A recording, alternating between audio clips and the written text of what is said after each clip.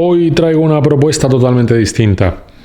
La semana pasada os presenté una propuesta de equipo económico y hoy, dentro de lo que cabe, por supuesto, siempre hablando con mucha mesura, nunca generalizando. Sé que los precios pueden variar, especialmente para los amigos de Argentina. Sé que allí hay mayor dificultad para encontrar determinados componentes y sé que la economía está haciendo de la suya, soy consciente.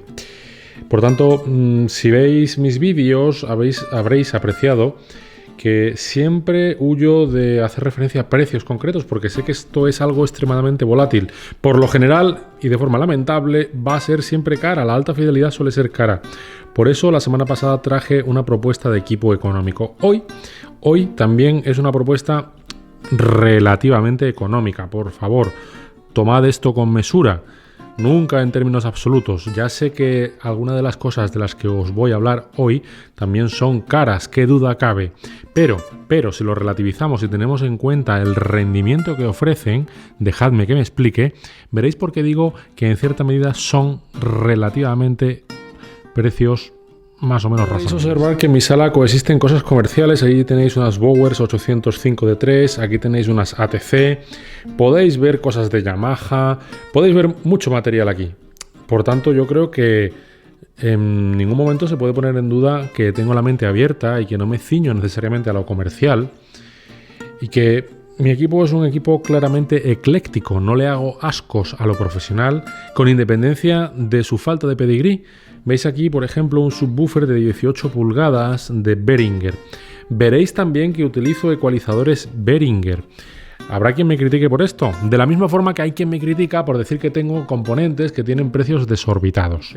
Tengo un equipo abierto a todo tipo de sugerencias y especialmente a aquello que funcione realmente con independencia de su nombre o precio. Es cierto.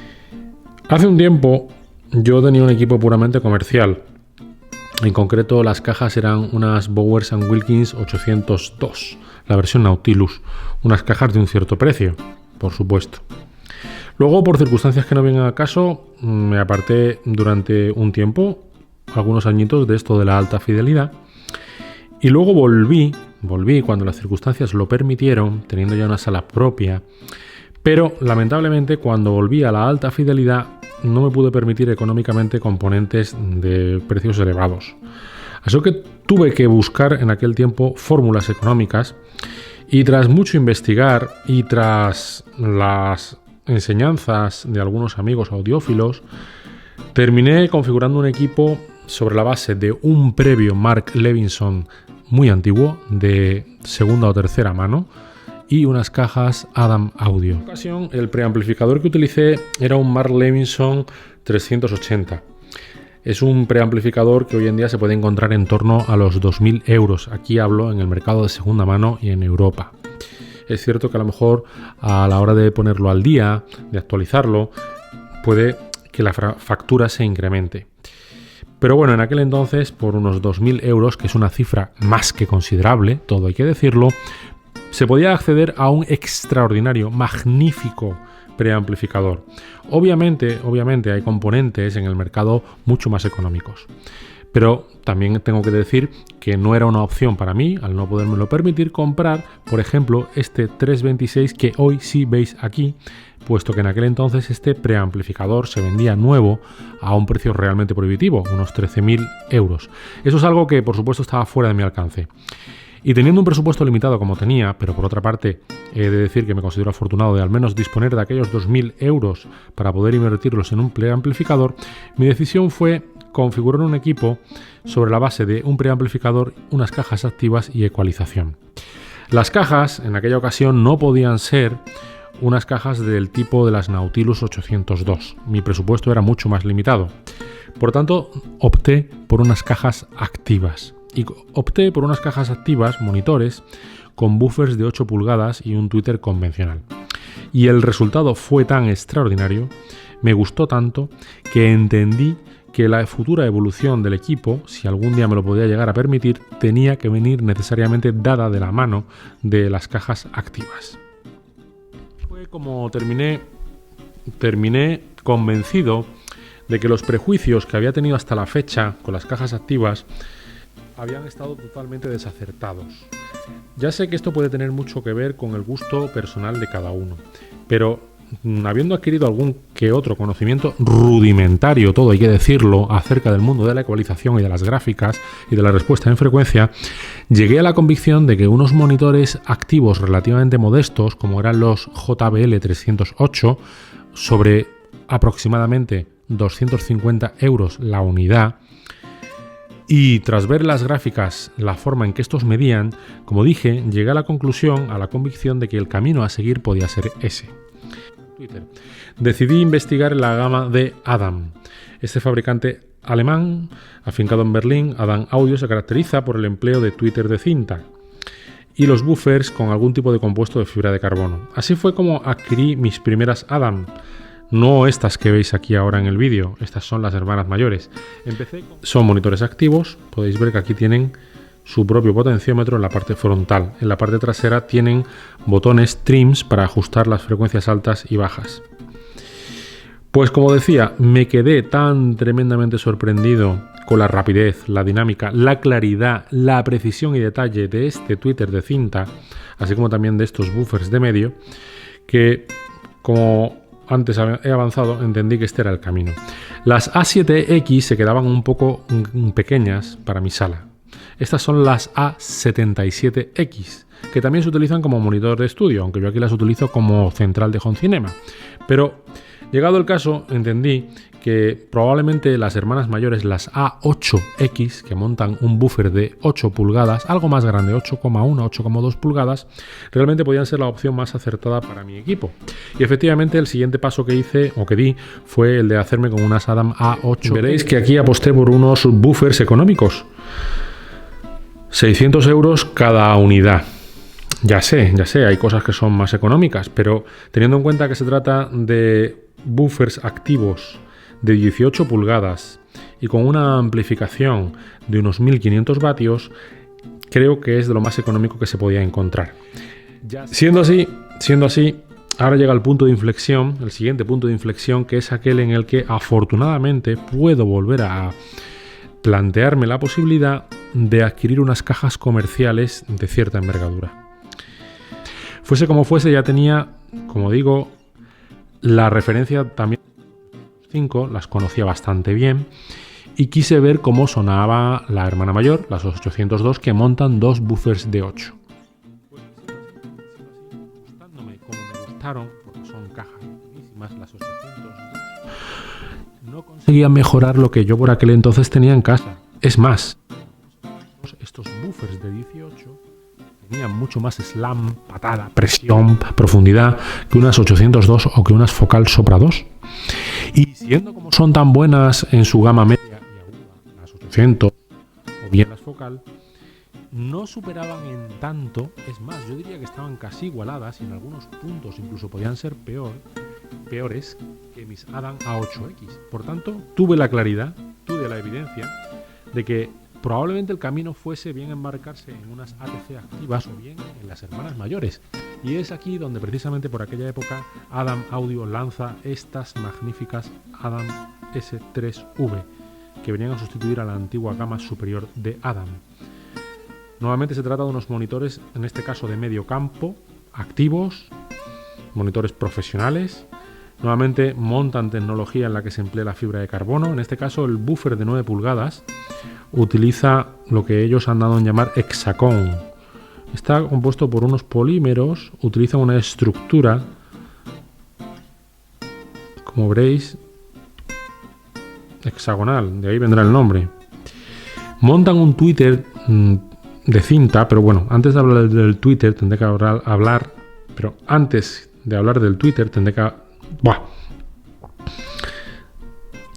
Montan un altavoz de medios tipo domo, similar al de las ATC, de 4 pulgadas, lo que también entendí que podría contribuir a una mayor claridad en la gama media. Al estar dispensado ahora el buffer de realizar las excursiones propias de la gama baja, de la zona baja de frecuencias, pensé, como ocurre con los 4 pulgadas de ATC, que esto se traduciría en una mayor transparencia y nitidez de la gama media. Y tenían un tweeter mejorado. Si ya de por sí era bueno el que conocía este que veis ahí ya de por sí es buenísimo, pensé que este, que aún es superior, se le había montado además una estructura exterior para la dispersión y se le había mejorado. Pensé que este, como digo, sería aún todavía mejor. Y así fue.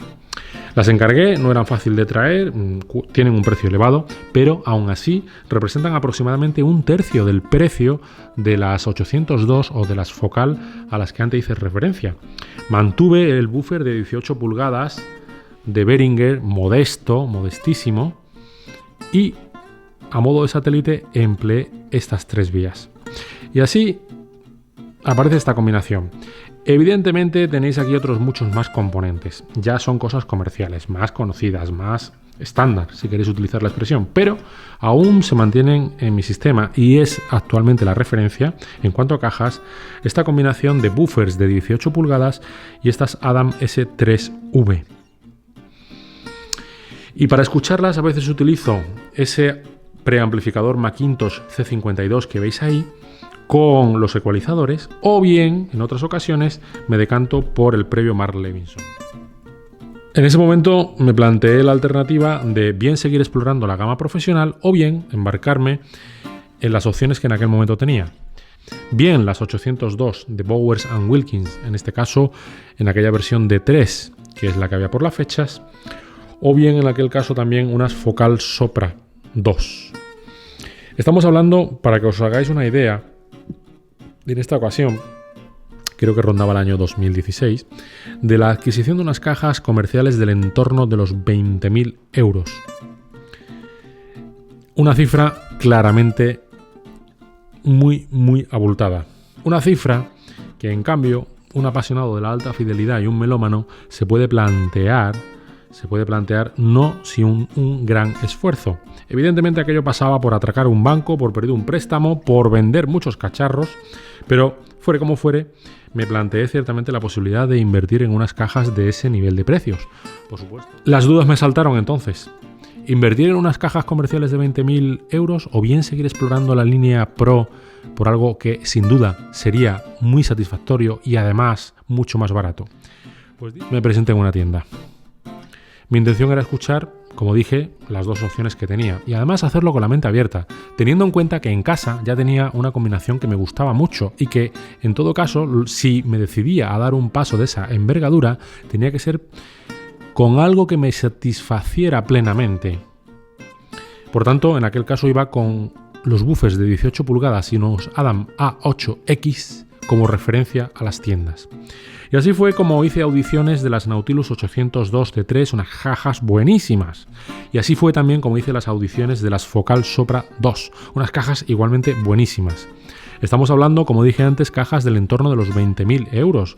Queda fuera de toda duda que a lo mejor tienen el precio hinchado, especialmente las últimas Bowers, que parece que estén pensadas para el mercado asiático, para los magnates rusos, sea como sea. Reconozco que son precios prohibitivos.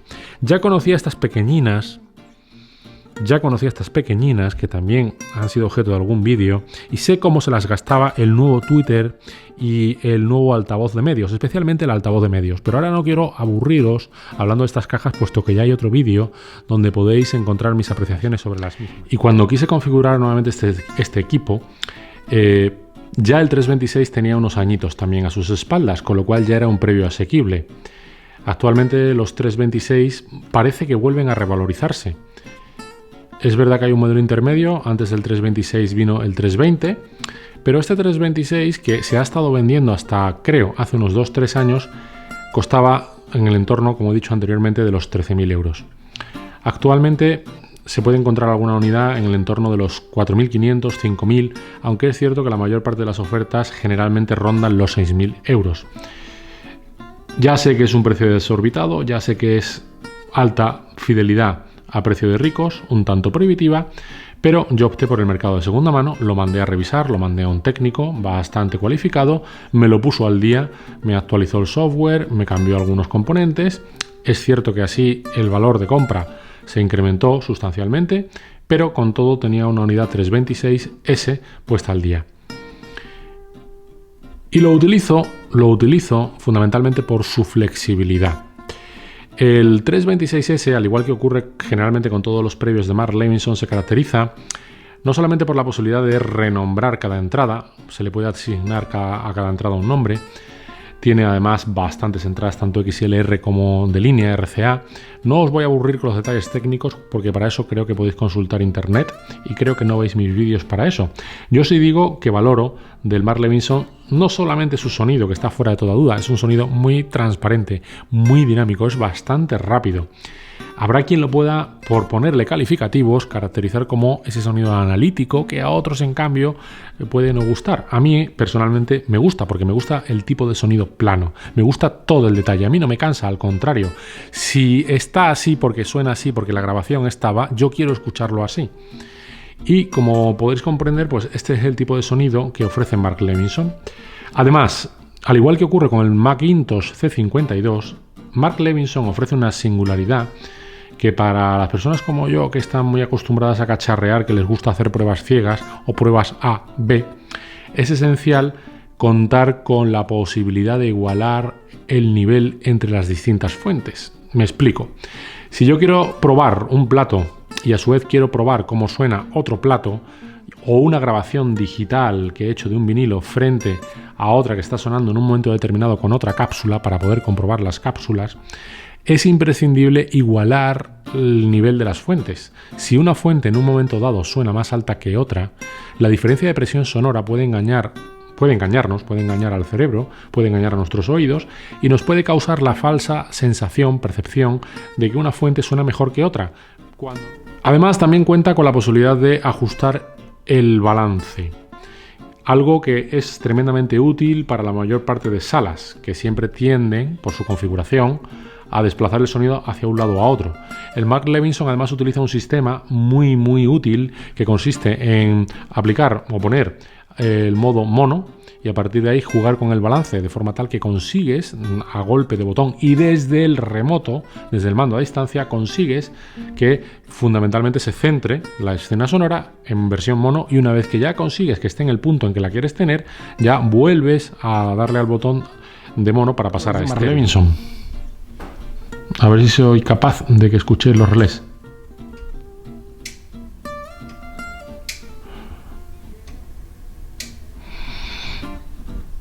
El volumen infinito. Bueno, tiene su límite, a ver si me entienden. El giro del botón infinito hasta llegar al máximo 80.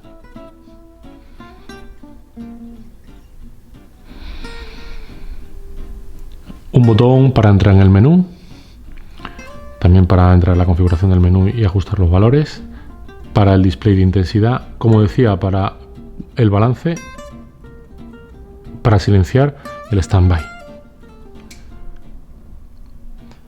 Ya sabéis que los Mark Levinson en standby mantienen parte de la circuitería siempre encendida, que para apagarlo por completo habría que darle aquí a la... Ha cambiado ahora, creo que ya lo hizo con el 320.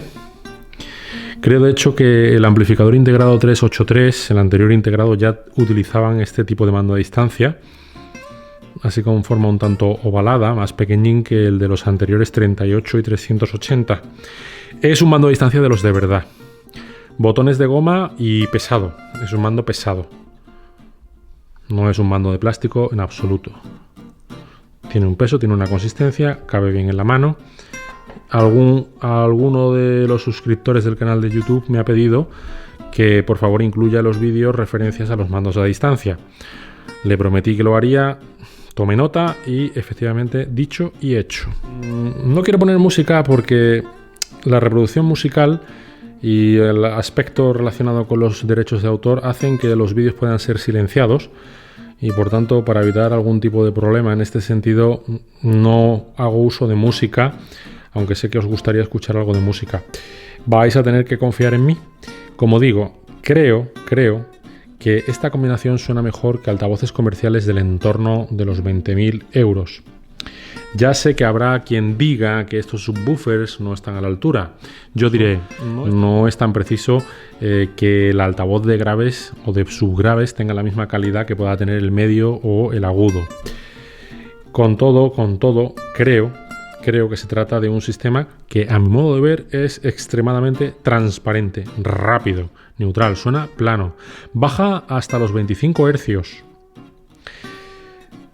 Probablemente mucho de ello sea debido también a la sala, pero consigue bajar hasta los 25 Hz. Eso es por la acción de los subwoofers. He conseguido además realzar la pegada en la zona de 90 Hz, con lo cual eso también transmite una sensación de patada en el pecho que es sumamente agradable. Estos altavoces por sí mismos ya bajan bastantes. Estos buffers de 9 pulgadas con 800 vatios, creo que tiene cada uno. Solamente el buffer de la caja monitor tiene unos 800 vatios. Eso hace que el sonido sea, como digo, rápido, transparente. Es de esos que se pegan, que tienen la patada, parece que se están golpeando en el pecho.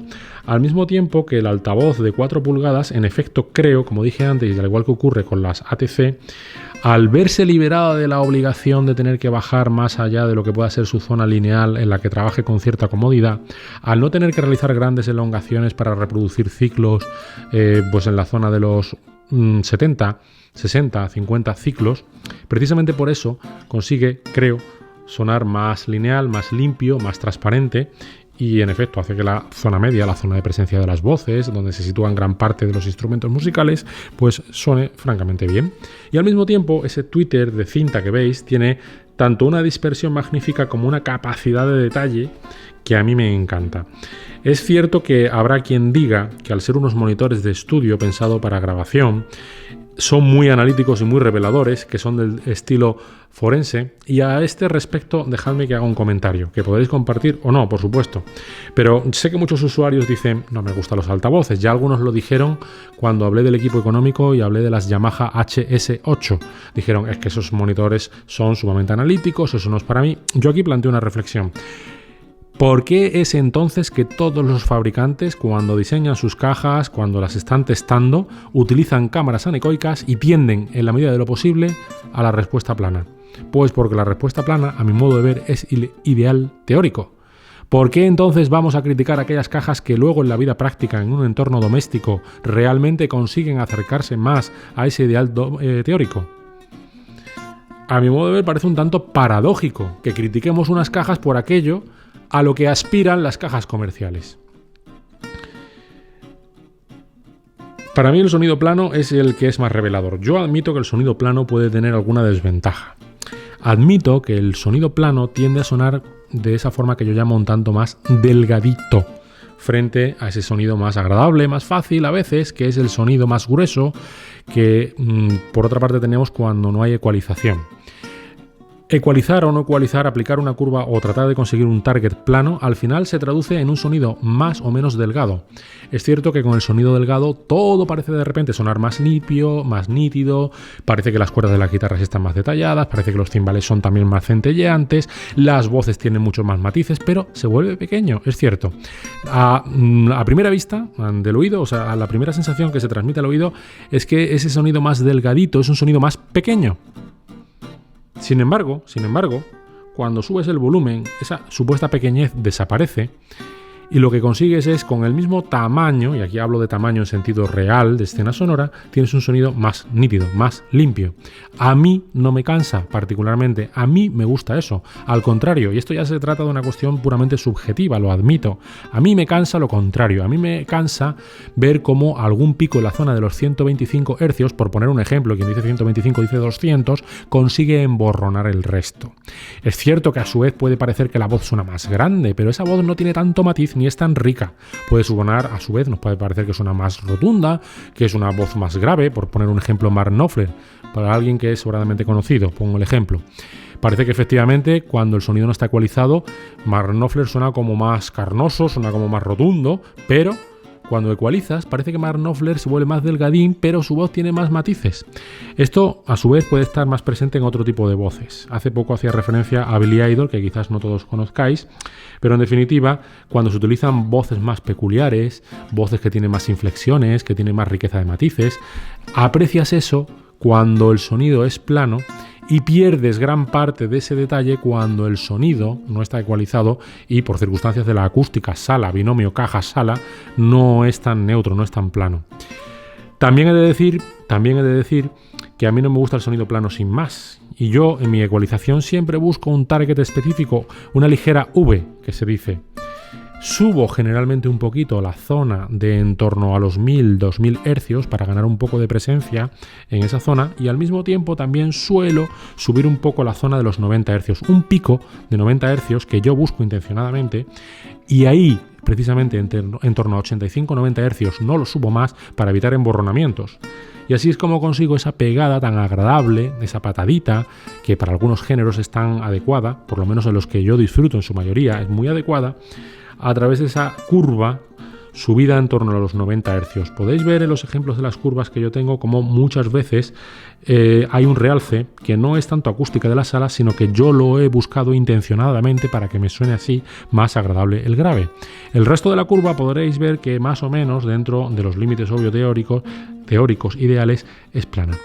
Y así, aun siendo un equipo, un conjunto que tiene un precio elevado, lo admito, lo digo de nuevo, con todo es mucho más económico que otros componentes, otros equipos de precios muy, muy superiores que suenan, en cambio, a mi modo de ver, menos satisfactoriamente. Y este ha sido el propósito que he tenido a la hora de configurar este equipo. Como sabéis, he optado por alejarme de lo comercial, he optado por alejarme de lo que parecería más confeccionado según un catálogo. No he querido que me vendiesen un catálogo, no he querido que me vendiesen componentes caros, he querido experimentar, he querido subir dentro de la gama de productos profesionales contrastados para ver hasta qué punto era capaz eso de rendir y de sonar. Y creo que el resultado es muy bueno. También he de decir, haciendo honor a la verdad, que recientemente tuve ocasión de escuchar unas cajas JBL, en concreto fue el modelo 3900, unas cajas que también son muy caras, y he de decir no obstante que en algunos puntos me dejaron muy sorprendido y pensé que también en el ámbito comercial hay cosas muy buenas que en ese entorno de precios pueden, en algunos aspectos al menos, batir este conjunto que veis aquí. Muchísimas gracias por vuestra atención, espero que os haya gustado el vídeo.